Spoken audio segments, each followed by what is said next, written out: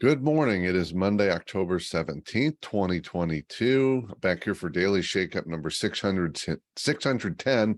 And today I want to talk about questions. You know, I love the concept of questions. I love to think about questions. I love to question questions. And just recently I was at an event and I saw yet another example of, frankly, a horrible question that many of us ask on a regular basis. Someone had done a presentation. They're standing up front, and at the end, they said these magic, actually unmagical words. Does anyone have any questions? Or do you have any questions? Now, what is the answer to that question? Think about it a minute. What is the answer to the question, do you or does anyone have any questions?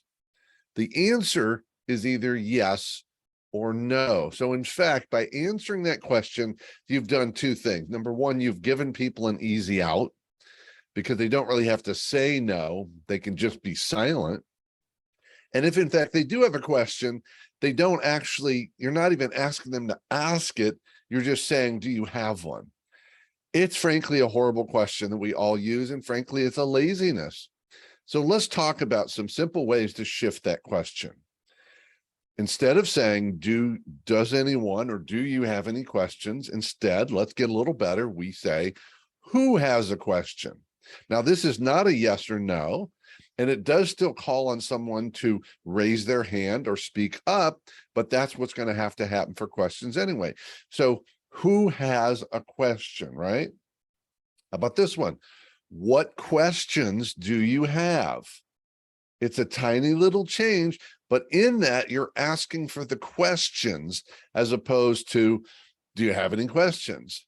I will also offer this. When you're in the right context, especially if you're in a group that might have some ongoing discussions, a question that I like to ask at the end starts with this statement. You know, when you get back together later to think about this, if you're like me, you get back there and you say, oh, there's that question that I didn't ask. I wish I had asked that question because that would be really helpful right now. What are those questions? We need more questions. It helps engagement. It helps understanding. It helps learning. It's up to us as the person planting the seeds for question, do a better job of growing those questions out of our own questions. So from now on, dump the, do you have any questions? Does anyone have any questions? At a minimum, get to what questions do you have? Or who has a question? And even better, be specific and encourage them that if they don't ask the question right now, they're going to somehow end up with less takeaways from the conversation. That's it for today.